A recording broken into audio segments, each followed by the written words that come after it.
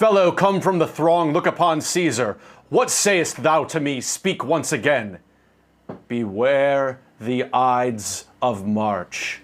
And that, my friends, is William Shakespeare and today. The Ides of March. It is Friday, March 15th, and beware, because what we have in store for you right now is your news refresh, which is very fun, and we're not going to stab you in the back, on the floor, or anything like that. We have not gathered around to attack you. We've gathered around to inform and entertain you with your news refresh. My name is Greg Ott. I'm the host of this fine show, and I welcome you to letting us into your phone that you're watching on the toilet, or your television that is also in the toilet because you're in a hotel.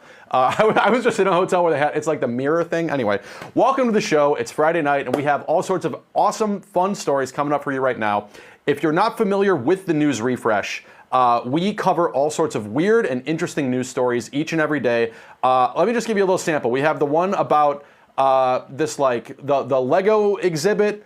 This right here, the Eclipse musical. You think I'm an actor? A bunch of students in Waco, Texas, for that big eclipse coming up. Somebody wrote a musical based on a book, and they're doing a musical about the eclipse. So if you want to, if you like the darkness outside, go sit in the darkness of the theater to watch a bunch of other stars show themselves. Let's see, we got the ski joring. That's pretty fun. This fox one, that one just came out. So there's like in Virginia, there's like a rescue for animals, and there's this little baby red fox, and I guess in order to get it acclimated to its own like setting, you have to put on like this fox mask to trick it into thinking that you're the fox if you're caring for it. I don't know.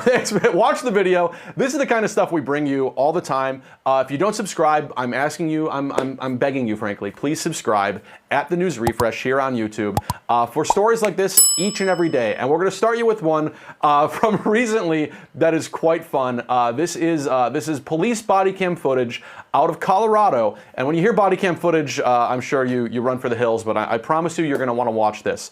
Let's roll the videotape right now. And I say videotape is the term. It's a file. We're hitting play on a file, really. Okay, so that's an alarm going off. Okay, these are cops who are going into this business where they found a burglar. Back up. Ready? All right, he's about to open the door to this room. Show me your hands. Hands up. Hands up. Stand up. Stand up. He's on the pot. So, and there it is. Keep your hands up. Stop there. Stop there. Stop right Yes. They had to black out his parts and accessories there. So yes, this is we're gonna watch it again. It's a burglar who was caught in the act of presumably defecation. They walk in there, and also that policeman has a very long gun. That is quite the weapon. Hands up. Hands up. But they show him his hands. Now, there he is. He's on the pot. He says he was on the toilet when he gets up, and there it is, the sensor bar. And again, they don't give him the opportunity to wash his hands, pull up his drawers. There he goes, just like slinking out as if there was no toilet paper in the bathroom. We've all been there before, right? Or maybe that's just me. If I just revealed something, I have, look, forget it. We can stop playing the sound. So anyway, so what I want to point out about this is, body cam footage is everywhere. It's very pervasive in our society these days. But in this particular story, someone in the comments, it looks like the guy is holding a phone when he's on the pot. Somebody in the comments said, and I'm bringing this up because I invite you to comment on everything you're watching today. We have the live chat on the side. You can leave a comment for me to read later, I guess, but we have a live chat running. Please weigh in. I can see them right here. We can get feedback on this, but somebody pointed out that, like, I thought so he's sitting on the toilet with his phone, like you, watching this right now. I know what you're doing. But I thought he had a phone in his hand. Somebody pointed out it was probably some sort of drug paraphernalia. Well, that's not very fun. So I couldn't make it out. I watched this video many, many times. It's what I do for a living. And I couldn't tell what it was. I thought it was a phone. Maybe it was drugs. Either way, the police arrested the man. They sent a drone in there before the cops went in order to find the guy. And he was charged on some sort of burglary thing. So I wanted to kick things off with something tasteful and topical. What I have coming up for you now is another story. And again, what we do here on the live stream we kind of go a little bit in depth of stories we're already covering on the channel, might be covering in the future, and have a little dialogue about it. We get so many comments and so many likes and dislikes, we'll get to that later, that, you know, there is no good way on YouTube to give you a real-time response. Like I can type a comment, fine, but like this is a more fun way to do it, so that's why we're doing it. This story coming up is near and dear to me. I am a platinum medallion with Delta Airlines. Thank you very much. I'm taking advantage of their credit card from COVID-19, and I accrued a bunch of points. And I'm a member of the TSA PreCheck. I used to travel a lot for work, and now I work out of my 8x8 apartment office. So anyway, this story is about the Transportation Security Administration rolling out something in Las Vegas, quite a bit of an innovation. I'd like you to enjoy this video, and I'll see you when it's done playing. Passengers or mock passengers in this case going through the system to help us illustrate the self-service screening prototype. This is kind of the unveiling of that system. So what you're seeing is passengers walking up, divesting their property, putting it through the actual computed tomography system, and then going into our advanced imaging technology before they are cleared and making their way back to their property on the other side. So the big goal really for us is to learn as much as we can to think about what do the checkpoints of the future look like. Over the last couple of years, there's been a large push, and we've noticed that passengers are looking for something that they can complete the screening process on their own with minimal interaction with TSOs. And with the growing passenger volumes, we're also looking at how can we reallocate officers to the busier aspects of the checkpoint. And we're hoping that this system is going to inform a lot of those decisions. If we break the system, that's kind of what happens with innovation. If we break it, there's a checkpoint directly above us with 13 lanes where passengers are able to be processed, so we're not really interrupting the local operations. But from a privacy perspective, the cameras don't capture any biometrics, they don't capture any audio or video. Finding airports that are willing to do this. Las Vegas is unique. The innovation center here is really nationally important because there is willingness from the airport authority, from TSA here, to want the next thing. The appearance of the system is a very important part of the passenger experience, and when they approach, we want it to be welcoming. We don't want it to be intimidating, and the goal is to have each step be intuitive. So when they bring their bags into the carry-on bin, there's an opportunity for them to talk to a real officer if they need to. If they don't, that's fine. And then they move through the passenger screening system with those entry-exit doors. It's supposed to be kind of intuitive. Oh yeah, I can understand this. Door opened, I enter, I pass. I exit, I grab my bags, I go straight to the gate. It is pretty intuitive, I think. I mean, think about what they're rolling out. So let me set a little more context here. This is the Harry Reid International Airport in Las Vegas, Nevada. If you've seen the end of Ocean's 13, it's where the guy covered in the rash, it's where he wins a couple $1 million. It's a fun ending. And if you haven't seen Ocean's 13, I apologize. Anyway, what they are doing is letting you do this like a self-checkout, which is kind of ironic. We're working on a story about this right now, but self-checkouts are being like turned off all over the country. Walmart is actually making self-checkouts part of like Walmart Plus. They want you to subscribe to Walmart Plus or whatever. I think it's called Walmart Plus, but you have to pay your annual fee like Amazon Prime to use the self-checkout, while other places are getting rid of it because it's inconvenient. Now, there's plenty of data and information about that. This isn't about you buying some gum. What they're trying to do is what this man here is doing. It scans his body. It is not a mirror. And they are saying, oh, you messed it up. You got your phone in your pocket. And they are trying to make this a more expedited process because nobody enjoys, this is editorializing, nobody enjoys going through airport security. And this is part of the Department of Homeland Security and the TSA. They have like this Scientific Technology Innovation Department. And they're basically cooking up new ways to roll this out. And this is a pilot program. Pun intended, as I tell you every time on the show, if I'm going to do a pun, I mean it. I stand behind it. Pun intended, it's a pilot program, and so if you're in the TSA PreCheck program, like myself, I think it costs like $100 a year. Don't look it up yourself, google.com. Or it comes free with a bunch of credit cards, like you can get it, but don't, because the line sucks. It's so long now. Anyway, if you're part of this, if you go to Harry Reid International Airport, you can take part in this automated screening. And it'll save time. They're still trying to figure out if they want to roll this out everywhere. It seems like a nice idea because it would ideally eliminate bottlenecks, but then again, you still got to like listen to this guy explain what to do. if it's based on self-checkouts that I've used before, you know, people struggle with like scanning a coupon. I don't know how well the belt stuff is going to work or the shoe stuff. One guy tried to blow up a plane once with his shoes, and now we're all still taking them off. So a lot of work in progress, but it's nice seeing the TSA try something new, and that's something that you can actually use yourself. And we actually have comments coming in, I think, about the what we're covering right now, the story and such. Let's take a look at those. As a seasoned traveler, so Chase says, was he just sitting in the dark? I don't know what it was about. I don't know who that was about. Was it the guy? Oh, the guy in the toilet. Yes. So yeah, the light was off, and so you know, they opened the door. He was like sitting on the pot in the dark. Can you believe that? Thank you, Chase. And K4 says we're going off of Scout's honor now at the TSA. Like, yes, essentially. Like, you know, it's like think. I have a friend named Danny. I'm not going to say his last name, but whenever he would go to Target or to Walgreens or something, he basically operated under the principle of like, one for you, one for me. So he would scan a product and then put another one in his pocket and steal it. Because that's part of the problem with self-checkouts. It's like you can very easily, you know, scam the system because nobody's watching. And that's one of the reasons they're trying to crack down on self-checkout technology at places like, you know, like Walgreens or whatever.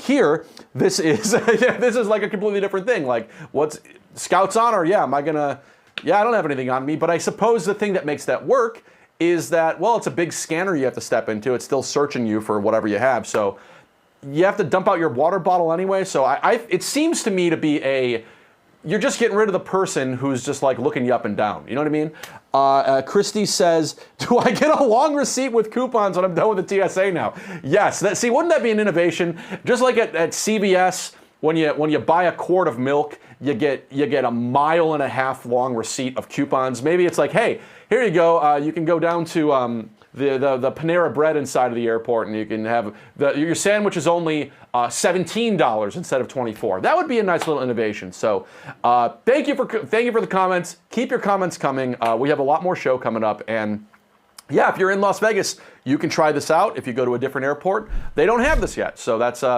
as if Las Vegas didn't offer enough thrills and sensory delights. You, instead of getting patted down by the man or woman of the TSA, you can do that at the Gentleman's Club. We have another story coming up right now. This one is fun to me. We like to do a lot of animal stuff here on the show because, frankly, they get a lot of clicks. People like to see animals misbehaving. This is a misbehaving animal out of the state of Wisconsin, and we'll see you when this video is done playing. I hope you enjoy. Friday night around 8 o'clock, I'm watching TV and my wife comes in the room and says, Jake, I think there's a pig on our driveway camera. And I'm like, you serious? Yeah, that's definitely my pig. He's a big black pig? I said, yeah. He's like, yeah, his name is Kevin Bacon. And he's actually a little lonely, so he's probably just looking for company. The owner said that if he stops on you, you can jump on his back, and he likes to run at that point. They all wanted to adopt him immediately, and I said, we don't have a place to put a 450-pound pig, but yeah, they fell in love with him right away. Yeah, so there it is. The little pig named Kevin, 450 pounds. I mean, if I were a pig, that's a portly fellow. I mean, I don't think I'm speaking out of school here. But yeah, this little pig, big pig. I keep saying little pig. I'm not trying to diminish the pig. The pig, it's an average pig, I suppose. Pig gets out, neighbor finds him from the farm. They feed him donuts to get him back to the farm. They rode him around. They gave him some Oreos. Fun little story. Why am I talking about this? Why am I talking about Kevin Bacon the pig? First of all, we keep naming pigs Kevin Bacon, and I say that not kind of anecdotally because play this next video. This is another clip of a different pig named Kevin Bacon.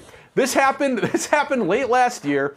There was a different pig at a farm in Pennsylvania that also made itself get loose. Here it is right here. That's another pig named Kevin Bacon. Doesn't really resemble the actor, but it certainly resembles a pig.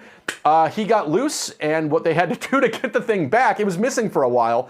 They eventually cornered it, but it wouldn't go back into his pen. So they had to feed it a sticky bun laced with Benadryl to knock the thing out and make it all woozy to get it back into its pen safe and sound. If you watch Curb Your Enthusiasm like me, there's a very early episode from season 1 or 2 called The Benadryl Brownie, where Richard is dating a Christian Scientist and she won't take medicine and she's trying to go to an award show or something. So Larry and Richard come up with a scheme to put Benadryl in a brownie to knock her out so she'll take the medicine. I don't know. That's basically what they did to this pig named Kevin Bacon. And again, okay, we get enough of the pig. The reason I'm bringing this up again is because it's not, people want to name animals after people. It's fun. It's a fun thing, I suppose. Kevin Bacon is an animal, is a person. I mean, people are animals, but he's a human being. But he's not the only person who's been in the news about this. Take a look at this. This is from earlier this year. Brett, you can't see the whole title. Bret Michaels, singer, adopts Bret Michaels, the dog. What happened last year was there was a dog named Bret Michaels that gave a blood transfusion to a cat. I didn't know you could do this. Apparently it's possible between dogs and cats and some other animals. I think it's called xenotransmission. Look at the video. We made it like 6 months ago. But apparently dogs can donate blood to cats, and this husky or whatever this was donated the blood to a cat and saved its life. Bret Michaels got word of this and adopted the dog Bret Michaels. So Bret Michaels adopted Bret Michaels, and Kevin Bacon, in the last story, the one from Pennsylvania, got wind of the Kevin Bacon pig and went on social media and started posting about, hey, somebody save Kevin Bacon. So I'm not a celebrity. Nobody's named after me. I have a daughter on the way. I'm very happy about that. She's not going to be named after me. Why? Because I don't want a girl running around named Greg. It's not it's a masculine name, and I don't think anything is wrong with that. It's her name's not going to be Greg. No offense. If my mom is watching, it's not Greg. Okay, I'm not naming my daughter after me. What's also funny is like naming people after the food they're supposed to be. I go into this in the video, but like, have you ever heard of long pig? Long pig is what cannibalized meat it supposedly tastes like, and that is pork. They call it long pig. I would be a very long pig. I'm 6'3", and so I'm sure there's plenty of meat on these bones, and I guess people taste like pig. So look up long pig if you're, or if you see it on a menu, you're at some trendy restaurant in the village, and you see long pig. I'd pay for your drink and leave. It doesn't sound so appetizing. Anyway, a lot of animals running loose these days. A lot of animals named after celebrities. How about that? Coming up next is another story from the food world. No long pig on this menu, I pray. They actually have some pretty good food. It's from a place called Wendys. Wendys is a very famous fast food chain. Everybody has their own opinion on fast food chains. You got Burger King, you got McDonald's restaurant, you have Wendy's, you have Five Guys. There's all these receipts floating around and people talking about inflation, how expensive food has gotten. Well, to that end, what Wendy's has done, I'm going to show you some beautiful footage of what a Wendy's looks like, by the way. It's a great place. They got in some hot water recently because they had an investor meeting, like their annual shareholder thing or whatever, where they gave a presentation where they said what they're going to start doing in the coming year is rolling out digital signboards. It's like instead of having a physical thing where it's just like fries, $2.99, you have a dynamic display. And as part of that dynamic display at these Wendy's restaurants, they want to test out dynamic pricing, which means the price of your meal could change depending on the current circumstances. So if it's morning, hey, maybe your food costs more or less. If it's evening, the same kind of thing. This right here, that's a lovely drive-through, and that's where people get their food. This went crazy on the internet. Everybody's talking about comparing it to Uber and surge pricing, and like, I can't believe how crazy this is. Like, why should food cost more at breakfast if it's breakfast time? Shouldn't it cost less? Things like that. Well, Wendy's actually came out and clarified their stance, which is why we're putting this in this stream right here. They said, okay, no. The idea is not to raise prices on everything, based on like demand at lunchtime. Like, of course, you would want to charge more money at lunchtime because people will pay it. Like, what is there, a sucker born every minute? What's that, P.T. Barnum? They said, no, it's more about lowering prices at times of low demand. So it's like, oh, okay. Or putting like a deal out there. So it's like, oh, it's breakfast. Actually, okay, what's on sale? That kind of a thing. Anyway, people were not happy with this whole thing. Let's go to some of these comments here. These are some of the YouTube comments from our channel. Eat Good, Get Good says, when are we getting dynamic wages? Exactly what I was thinking. So I think we need more money. Dynamic prices yielded a 10 to 15 times better return. Charging more for the same thing means you get more money. Crazy. That's a comment based on a study that was done that said, some franchise guy made a bunch of money off of dynamic pricing. Not with Wendy's, another company. Wendy's has come out and said, we talked about this, getting more breakfast for customers might reduce prices, blah, blah, blah. Okay, I pulled this out because, yes, somebody commented on the video we put out saying, you got it wrong, man, Wendy's correcting themselves. That's why we're doing this video, and also, we published this video before Wendy's said that. That's kind of how time works like this. Yeah, we published our video, and then Wendy's put out this statement saying, oh, this is not what happened. It's kind of an interesting thing to me. It's like, what do you do on the internet? Like, you have an old news story that it's news, so this happened. Oh, and then something else happened. Do you delete the old video? Do you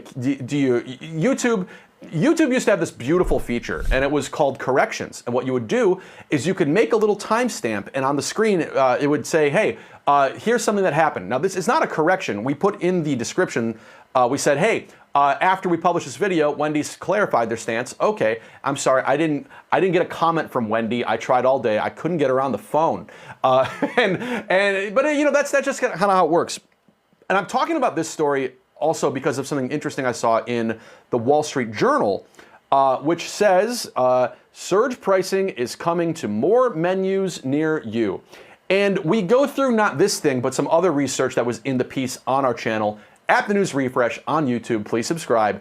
That basically says a lot of companies are trying out the surge pricing. And again, if you haven't experienced surge pricing, come to New York, go to Chicago. When it rains, your cab costs twice as much. That's the principle. Supply and demand. Oh, the cab, more people want a cab when it's raining. Hard to believe. So they can charge you more money. Or I just got back from the airport. Oh, a lot of people just got off a plane. We're going to charge you more money for a Uber. That's generally how it works. And so there's in the video that we released elsewhere on the channel, they talk about there's a Financial Times had a piece that went into pubs in the UK that have found out, hey, we can charge more, like an extra 25 pounds or whatever. Not pound. What? Somebody in the comments, what do you divide a pound into? Is it pence? I forget how British pounds are divided. I'm sorry. Anyway, they can charge a little bit more money for a pint of beer on the weekend.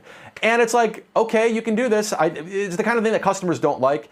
In the video we released, there's some data that goes into like, a lot of customers find this kind of principle to be price gouging. Why are you charging me for more money just because it's the weekend? That seems like a pretty, fair question.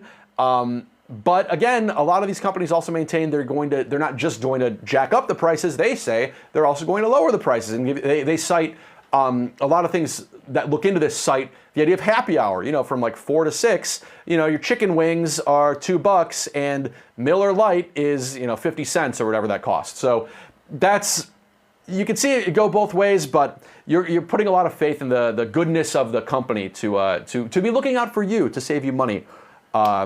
Going up. So that's that. And we have, speaking of eating in a restaurant, we have a story out of a restaurant coming up right now. Watch and enjoy this video.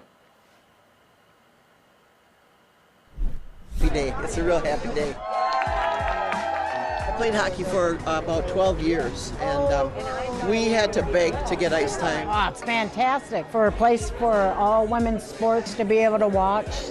And there's TVs everywhere, wall to wall. Absolute madness, but in the best way possible. I think people have been ready for this and waiting for this for a really long time, and so to have it here and to have folks inside means so much. This is incredible. I love the atmosphere. I love the fact that we finally have a place like this here in Minnesota. Our team has been really busy getting ready for it. We're doing our best to get everything out as quickly as we can, but it's just really fun to have folks here. Bar of their own! Cheers! They are cheersing Bar of Their Own. That is Bar of Their Own in Minneapolis, Minnesota. It just opened up a few weeks ago. And yes, it is a sports bar dedicated to women's sports only. If you go to their website, bartherown.com, or their little Google information page, will take you there. What they go into is, why did they found this place? First of all, they go to most bars, and the women's sports aren't even on the sound isn't even on. And when I say most bars, bars in the area. And they want to make this a family-friendly place that actually features women's sports. The anecdote the founder put on the website is there was some sort of a sports, I think it was like a softball tournament going on in this town of like a local college or something. And they go to a sports bar that had like 30 TVs on. And all of them were, not a single one was playing this like major tournament. Instead, they were playing like, there was a cornhole match and a football rerun. A football rerun. Like, I mean, I don't know how bored you have to be to watch like a football rerun. Like, think of the commercials you have to suffer through during a normal NFL game. You see what I'm saying? So anyway, there's also like, you look at Caitlin Clark, like there's a ton, like excellent women athletes doing incredible things. And I love this story because of the responses we're getting on our YouTube channel.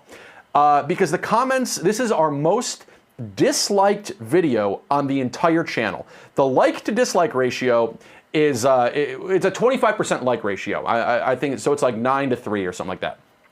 And again, in the piece we put out about this a while ago, we go into the fact that this is like an untapped market. There's some sort of like a restaurant research company that went into the idea of like, hey, you know, women like watching women's sports and men like watching women's sports. You could have more women's sports on in bars, and women's sports bars are proliferating. They are all over the country right now, popping up one by one because it's serving an audience. Women who like to play sports and women who like to watch sports. I think that's and men, anybody can watch this stuff.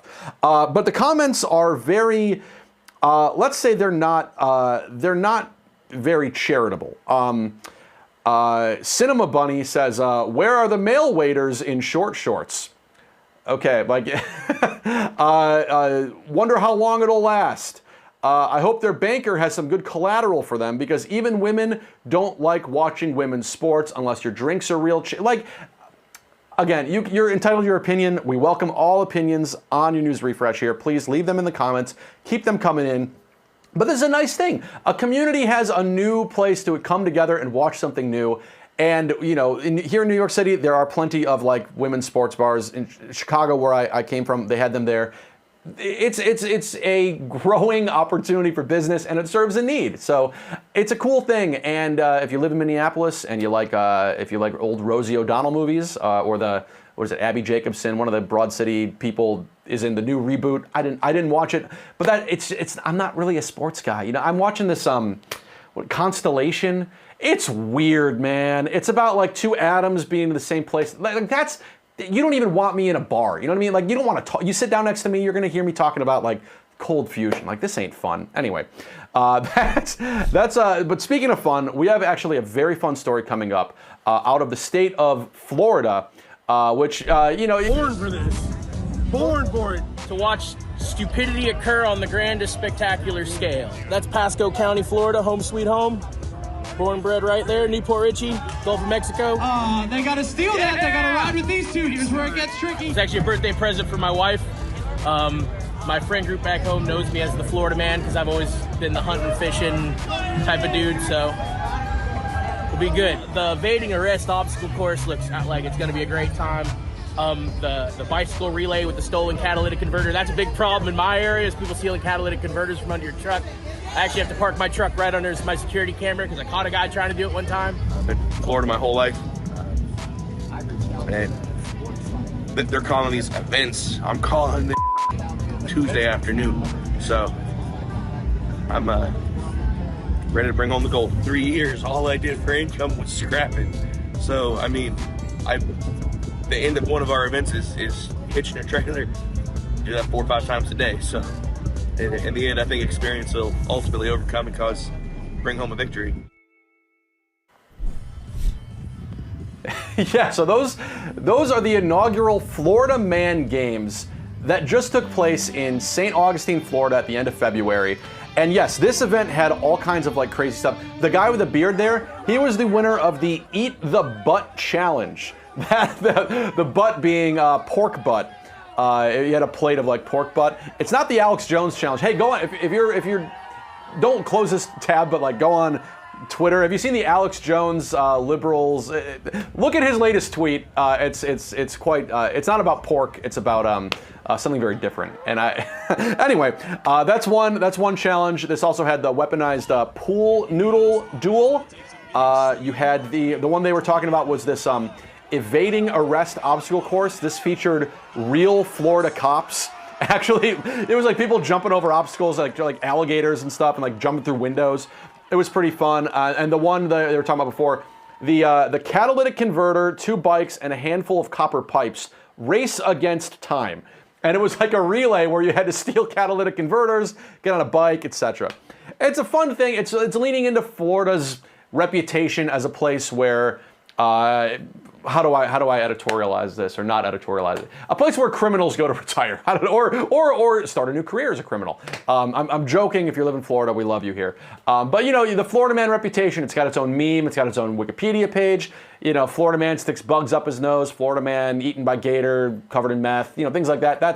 It's leading into this like cheeky reputation, and they want to make this happen every year. It's very fun, and we didn't have enough video of it. But we also have some comments from people who hopefully were either participants in it or want to become potential participants. Let's see these comments because I love this thing. Wow, we have a lot. Tom Brown says Pence. Oh, Pence. Yes, I think that's about the what is it? The British. The pound of the pence. Yes, for a second I thought you meant our former vice president. No, I think you mean the currency. Okay. BRB watching an NFL rerun. Yeah. Enjoy yourself. I'll see you in 6 hours. K4 says they're calling this event. I'm calling it Tuesday afternoon. Yes, that's what I'm talking about. This guy's like living. He's Florida embodied. This stuff is just like happening all the time. Christy says, what challenges would be in the blank man challenge? And there's a heart over it, so I'm a Michigan man. I bet that was Michigan man. There's a heart covering the comment, but if it was the Michigan man challenges, it would be arguing over a coupon at Meijer. And the New York challenge. Somebody told me in the year New York. What's the New York challenge? Just getting onto a subway around 7 p.m. on the weekend at West 4th Street. That is a challenge, and it's not a fun challenge. All the NYU kids are out. All you're trying to do is go home. You went to Corridor. You bought yourself a nice little sweater, and everybody's gonna like get it all messy. So that's getting on a train at West 4th on the weekend. That's my challenge, and it's actually my personal hell. Do you plan on adopting the otter named Greg Ott? I haven't seen an otter named Greg Ott, but I would certainly I would take it into consideration. I don't know. The increasing supply of Kevin Bacon have to lower the Baconator prices, you would think. Yes, with so many Kevin Bacons on the market, I don't know, you gotta chop these guys up. And Kevin, you have look at Mark Wahlberg. Wahlburgers, I was just in Vegas and I saw they had there was an outpost there at the hotel I was at, or the mall attached to it.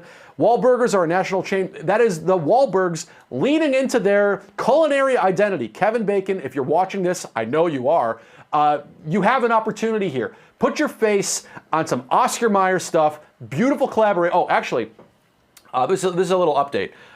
In the video, we go into the fact he actually does not eat pig. I'm sorry I'm going on about this. Kevin Bacon said because he has a farm, he no longer eats pig or goat.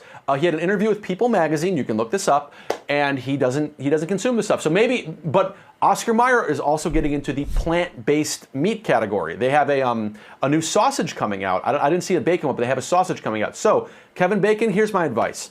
There used to be a product called Benevolent Bacon. It was delicious. They sold it at Dumbo Market down the street from me. It came in this very wet orange packaging. I think it was made of like seitan or soy or something, but whatever it was, it got my hands very messy, and it didn't really taste like bacon, but it tasted like something. And it was good on a sandwich. It was a great fake BLT. It's been discontinued. I have no idea why. Kevin, if you're listening, call up the people at Benevolent Bacon and say, hey, I've got some real benevolent Kevin Bacon. Like that would be, what a perfect like identity for yourself. And I don't really know what to, I'm having like egg salad for lunch these days. Like I want this product back in my life. So Kevin, 2 birds, 1 stone, but I would never hurt those birds. So we'll find a different thing to throw the object at. Anyway, what were we talking about? The Florida Man Games. Yeah, they say it's gonna be back next year. It seemed pretty cool. St. Augustine, Florida. Check it out. And now check this out. This is a video out of the United Kingdom of Great Britain. Enjoy. A well-behaved goat, right? He's quite, you know. Okay, here we go. Okay, don't eat the sage. Oh, hi, Sue. Morning. Morning, David. How are you doing? Doing good, thanks. You got some eggs for me today? I have. Alan, don't eat the sage. There you go. Thank you very much. Lovely. You're welcome. I've got some money for you too. Okay, that's great. All right. Sorry. Paying for the kindling as well of the egg. Oh, thank you. Here we go. Thank you very much. Well, he eats my flowers for me and various things like that, and he's a real character. And well, I had a builder man here. He said, I have never seen anything like this in my life. He was just amazed. That is a goat named Alan who is finally, at long last, being put out to retirement. And that does not mean they're about to consume the poor little guy. So in this little English town, this goat belongs to a woman who owns a farm. Usually they take the goats for food, so they slaughter them and you enjoy, some goat. And instead, she used this goat to make her egg deliveries around town. So it's like a mile or something, like a round trip. Check out the rest of the video for all the details, but like, she goes around and this is it. This is like, she goes door to door with the eggs from her farm, not produced by the goat, produced by, presumably some sort of a bird. And the goat is now retiring. And this is a very heartwarming story because, it's nice to have a purpose in life. I hope that one day someone would depend upon me as though I were an egg delivering goat, and to be able to serve my community, to help everybody out, and to connect one another. I would hope that's what I hope that's what this show is doing for you, because we're ending the show right now on that note. This is the end of the episode, and I want you to walk away with, what can you do for your community? How are you, before you retire, before you become, your local goat? What have you done? Isn't this turning into a very sweet? You ever remember Jerry Springer, the late Jerry Springer? He'd have the final thought at the end. Maybe we'll bring that back here in News Refresh. This is Greg's final thought after the goat. After the guy's in the toilet, you got the man with the long gun pointed at him. You got the goat serving the eggs. You got Wendy's jacking around its prices. And now Greg's final thought is, what are you doing for your community? I want to know what your community says right now. Let's see if we have any more comments coming up. I see that my wife just texted me, says he wants to be an egg delivery man. No, I don't want to be an egg delivery man, honey. First of all, I want to be bringing home the bacon. So doesn't that tie everything together right there? That's beautiful. Bartering eggs for sage, says Amanda. Yeah, that's the thing kept eating the sage. Like, these prices are fluctuating all over the place. Come on, old man, let Alan eat this. People are very upset at the man scolding the goat for eating, or the woman scolding the goat for eating the sage. Everybody wants to enjoy some sage, rosemary, and thyme. And yes, the New York Man Challenge. Another challenge would be enjoying that. Oh boy, can I tell you, this is just an anecdote. They cracked down. We were going to do a video on this recently, but we didn't because we ran out of videos to license. We get a lot of this stuff from the Associated Press, and whenever the end of the month hits, we run out of videos. So I was going to do one on the Brooklyn Bridge. New York cracked down on vendors serving or selling product. They're always serving, selling keychains and junk on the Brooklyn Bridge. Food vendors were very upset about that, and so because they had to go somewhere else.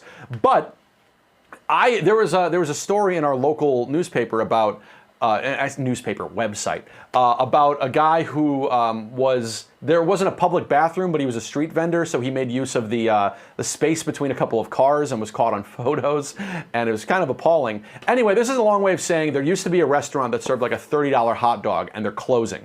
And having eaten that hot dog, it wasn't worth the money, in my humble opinion. So if you come to New York, if you see a guy selling hot dogs near the Brooklyn Bridge, I wouldn't recommend it based on this article I saw somewhere.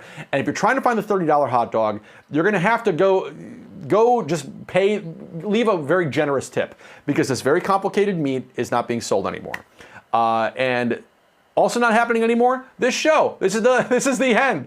Thank you so much for watching. As I said, my name is Greg Ott. If you don't subscribe, please subscribe right now before we go to @TheNewsRefresh on YouTube. We bring you story. If you like these stories, or if they make you go, what do you do all day? Why are you doing this?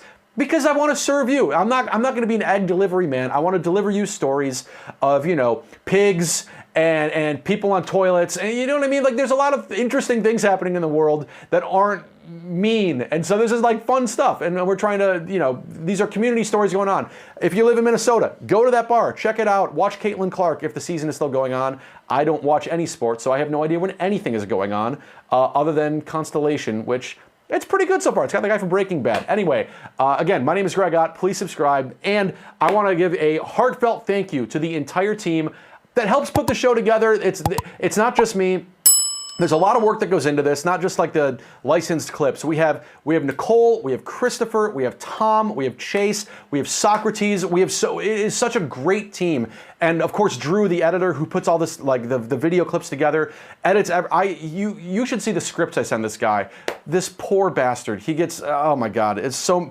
He's wonderful. This whole team is wonderful. Working with everybody is fantastic. And so it's a special heartfelt thank you to everybody who works on the show and watches this show. And we leave you with that. And once again, we're trying to end positively, but beware the Ides of March. But the Ides are ending, and tomorrow is a fine day. And then St. Patrick's Day on Friday. So go enjoy yourself. Goodbye. I'm not doing an accent. We can cut this. Goodbye.